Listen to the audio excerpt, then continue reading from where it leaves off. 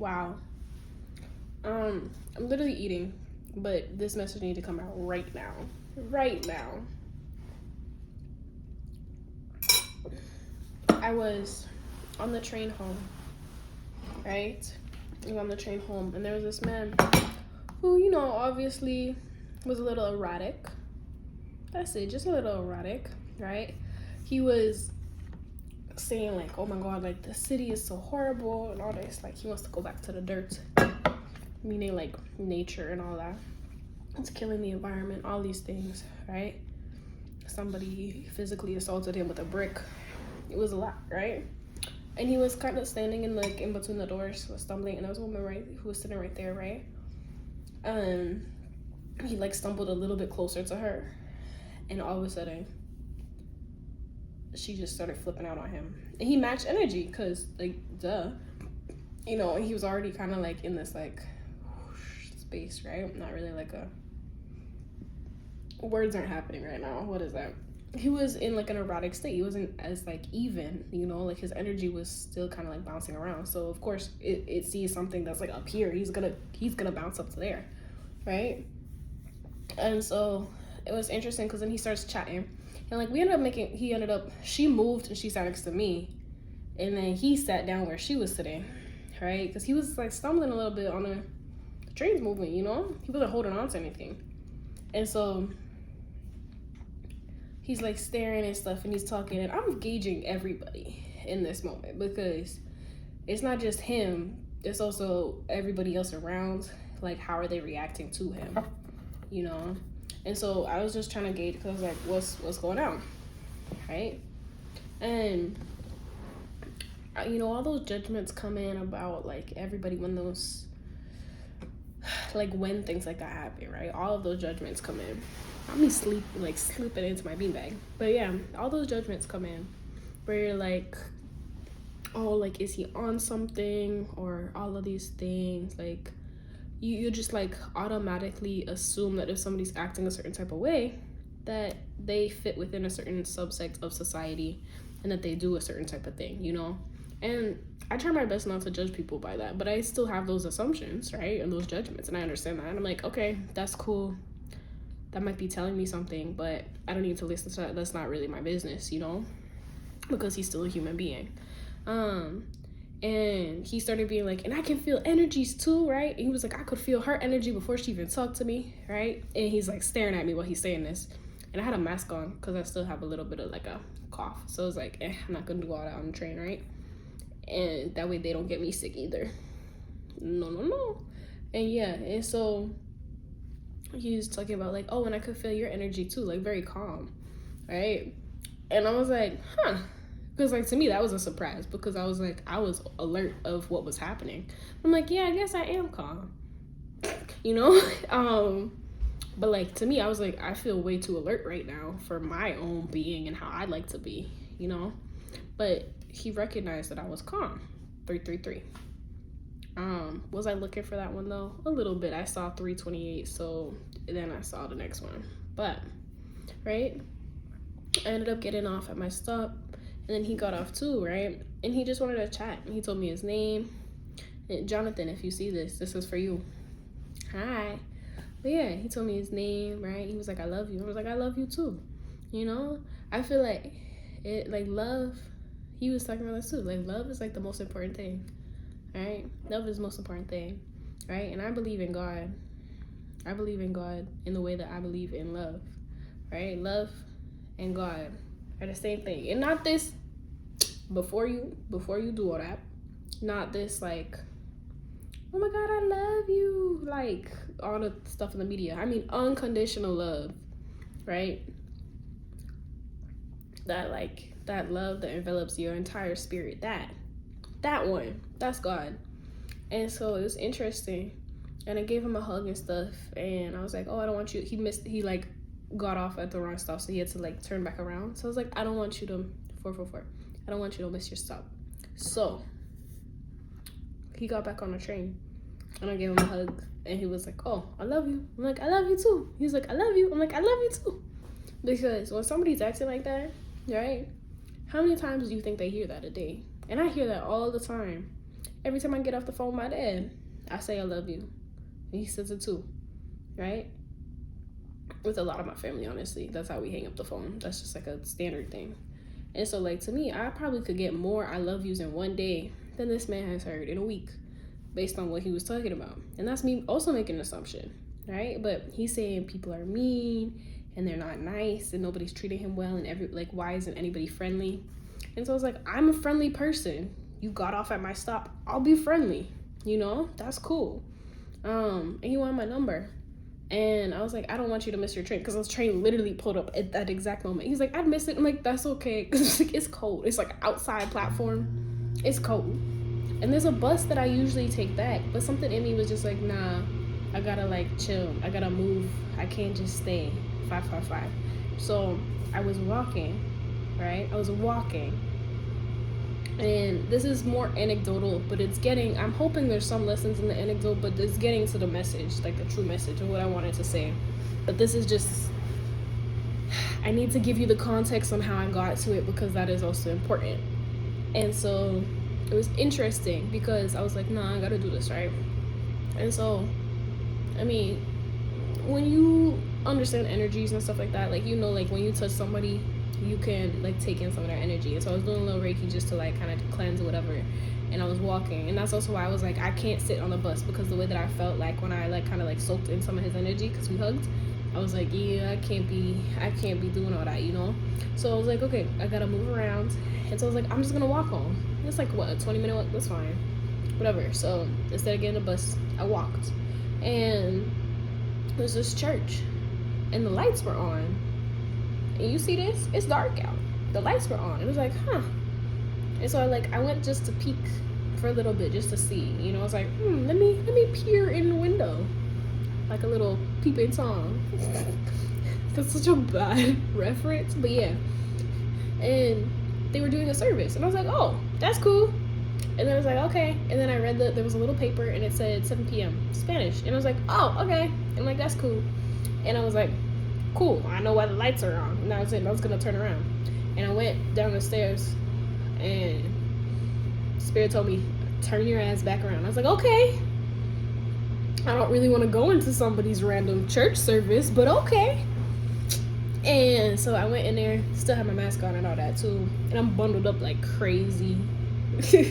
Like gloves, earmuffs, hat, the whole nine, big fluffy jacket. And yeah, and I like sit down, and I don't know what they're saying. Like, I understand, like, nosotros means we, right? And he said bebito, which I think means like drink, because it's when they were pouring the thing. And yeah, like different things like that. So my brain can't fully understand it.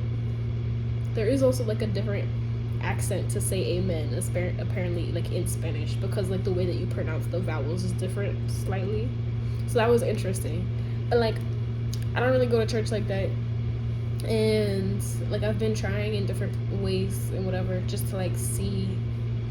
I don't like to block myself from shit, you know, but there is like, I have some blockages there. Like when I think about the Bible, when I've read the Bible, I feel the fire and the damnation on my skin of all the witches that came before me in my lineage. Like I very much understand, like, it's a potent thing, right? But I also understand that like religion and spirituality is important for people regardless of how they practice. And so part of me is also curious. I'm like, I want to know, right? And so I was doing my little anthropology, right? Bruh, my anthropology teacher was like, you're so good at this, why don't you know how to write about it, right? Because we're doing field notes. And I was like, that back then I couldn't explain, but now I could be like, because I'm autistic. Masking, what do you mean? I have to completely observe everything that's happening to then understand what is the appropriate way to act in this moment. And so I'm standing up when they stand up, I'm sitting down when they sit down. I kind of was like understanding the word that he was saying to stand up or whatever, and like they start saying something, I'm not saying anything, but I'm making noise. I'm right, like at the same time, because also to me it's like I want to be an active participant, but I don't really know what's happening. And so it was like, I don't know the words, but I can say it like this. And that felt less like ridiculous than if I actually tried to like copy the words they were saying. That sounds absolutely, like, that would be so disrespectful, you know. But like for me to at least, like, I'm still putting energy and voice towards it, right? But I'm just humming instead, in the same like kind of rhythmic pattern ish of what they're saying, right? And like it was so weird. I was there, we were standing, and like I turned to the corner. I was just in awe of the architecture as well, because it looks like a very simple building from the outside, and while the architecture is very simple, like it is very, very beautiful. And there's something about churches, like they make it feel godly there. And there's always a tree outside a church. Tell me there's not. There's always a tree outside a church. And I think that's done on purpose, because our true connection to God and to self and to nature and love are synonymous. It's the same thing. So there has to be a tree outside the church. But anyways, right? Me, as I'm looking at 2 freaking paintings of a tree and my... Anyway, yeah. I like trees. Like that kid who you like, I like trains. What was that? ASDF movies? But yeah, 1114, if that means anything to somebody, that means 7. But yeah, and so I'm chilling, and I'm thinking about me chatting with the dude after the train and stuff, and I was just thinking, I was like, this is an interesting thing to be here right now. And I'm standing, and I look to the side, and I see like the confessional box, which the only time I've actually been in a confessional box was when I worked on a play that was at the Umbrella Arts Center in Concord, Mass. And it was oh my God, I think it's George C. Wolfe, but don't quote me on that. But it's called the Colored Museum, and so they also had like a lot of like artwork that was by Black artists that was trying to like celebrate what it means to be Black. And one of them was a confessional box that was like, it had a Black Jesus. Like he actually looked like that. And then also like there was like a Black Power pic inside like the confessional box. I don't know if that was like because somebody left it there, if that was on purpose, but you got to write your own messages basically for the confessional and stuff. So this is the only time I've ever been. And it was weird because when I was looking at it, I was like looking at the shadow, right? And that's what I remembered. I was like, oh, that's what they were activating in each other on the train, was their shadows. They were activating each other. They were poking each other in their shadows, right? In the shadows. But yeah, and so like people want to talk about seeing auras. I see shadows. So I just think that's mad interesting. And I was thinking about it, and I was like, And when I noticed that, the first thought that came to my mind was like, hey yo, why did Peter Pan want his shadow back? Right? Imagine living your full life in light. Like you didn't have any of this shadow shit to work with. Why would he want that back? Right? And then when I was praying, it came to me, right? Because it was like, without your shadow, what are you really doing here? What are you really doing here? This is a learning experience. This is like literally like not even in like the you need to ace it to get through school, but no, like this is literally a learning experience. So your shadow helps you understand what's going on around you, and it like helps you understand the tender spots so that you can be more tender with yourself. And then it also helps you understand your own tender spots so you can be tender for others, right? So you can hold space for others. Obviously, if you hold space for yourself, but so you can hold space for others, that you can actually like understand that shit hurts. So you're not trying to hurt other people, right? That's the integrated shadow. So when you're like, that's the noise I'm gonna give it, and y'all gonna have to take that. That's the integrated shadow. But when we let our shadows out here flying around willy-nilly, and we're like, damn, where'd that shit go? I gotta go get it, right? Like Peter Pan. Oh my God. I don't want to say that. Okay, I'm gonna say it because they tell me to, but when I was little, I used to get mad, 444 at the clock on that, but I used to get hella mad every time we was in history class, because I was like, yo, it's just white men swinging their dicks around. And that was the best way I could explain it, because I didn't have the word ego yet. right? But that's what the shadow is. It's that like, right? And ego has a place. Like we need I mean, if you think of it, that's a Freudian thing, like the id and the ego, whatever, right? But so I feel like the id would be a little bit more closer to what I'm talking about in the shadow, but the ego plays with the shadow too, because like there's different versions of pride. Like you should be proud of yourself. There's also shadow pride where you're like, like chip on your shoulder, but like not in a good way type. Like, oh, like what they was talking about in Roses with Outkast. I know you want to think your shit don't stink, but lean a little bit closer, see roses really smell like poo poo poo, right? Like that is shadow pride when you like, my shit don't stink. I'm the best in the world. Like yes, and calm it down, because there's still the humbling. And I think this entire life like is about balance. And so if we're here to learn balance, you need contrast, right? They'd be like light and dark, night and day, shadow and light. You need contrast to make the whole thing, like the yin and yang, all that, right? And it was mad funny because I'm sitting there and I'm like, I texted myself because I was like, I can't forget this, right? Which, let's be real, it's like literally my whole walk home, all I was thinking about, everything was just this. So Spirit wasn't gonna let me forget it. God wasn't gonna let me forget it. But yeah, I did dip out of the service a little bit early because I was like, y'all about to do the communion thing again. I don't speak Spanish, but they were pouring the things and doing it. I was like, that's not me. I'm not here for that, right? But so in the film, apparently, the shadow is viewed as a kind of voodoo doll, right? The same in the Indian fairy tale Barry mentions. They said it like this, so I'm just doing the quotes, but this explains his urgency in regaining it. So someone could hurt Peter by hurting his shadow. So that's like, it's important to have your shadow under control. Not under, I don't like how demanding the word control sounds in that, but it's important to integrate your shadow and to work with it. That's a better phrase, right? It's important to work with it, because if you out here denying it, your shadow's running around doing whatever the fuck it wants. You want that? I guarantee you don't, because everybody gonna see it, and everybody gonna be matching that energy. But when you're like, hey, I know I'm fucked up and I'm working on it, and that's a very oversimplified, like, do your shadow work for it, but that's a very oversimplified thing. But like, yeah, that's just something that sounds like a combo I had with my mama. Do your shadow work. But yeah, so that was really it. That was it, honestly. 1818. I'm gonna have to look that one up, because I don't really see that one usually, because clocks don't do that. It's like a timer though.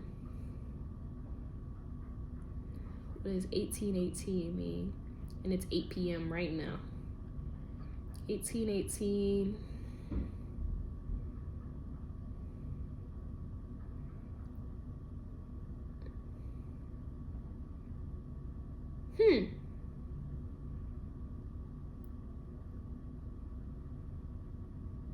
Okay, so maybe this, right? If you're listening to this, right, it says 1818 symbolizes abundance, new beginnings, personal power, and financial success connected to karma and spiritual laws. So I feel like the karma and spiritual laws is what I was talking about, but we're not going to only take that one. We can take all of them, right? Take what resonates. And then this other one says, with the number 1818, your angel may be telling you to step outside your comfort zone, forget the past, or take a risk. And so that might be in part of like the integration for some of y'all.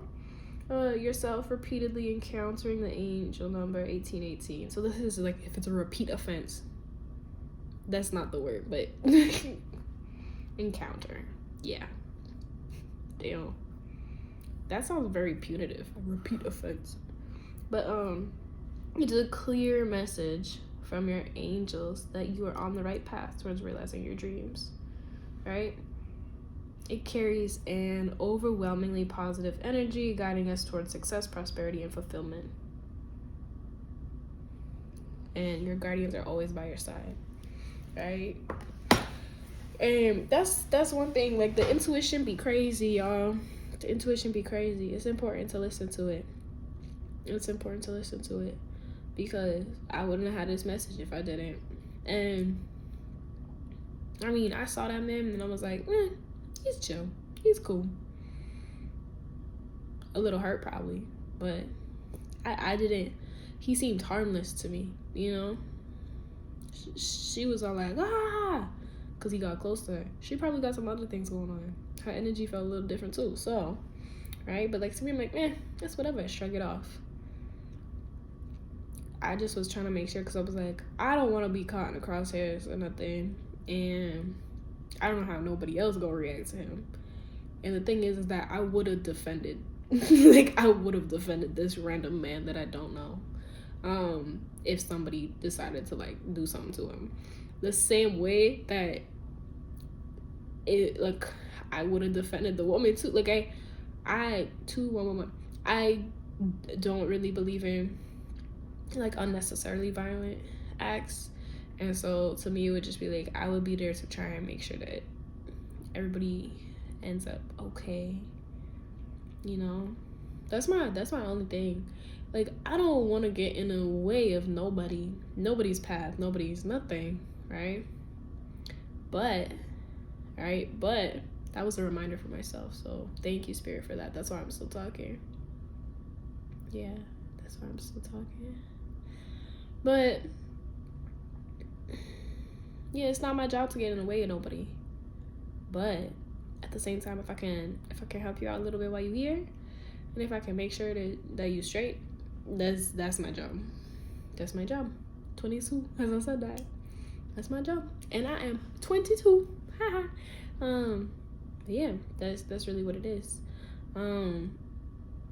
I really love little moments like this, and I love being so random and weird. Like, yeah, I love it. Life is good. What was that? Life is good. That song. Whenever I say that is now what's stuck in my head. 2228. What is it? 10, 14, 5. So change.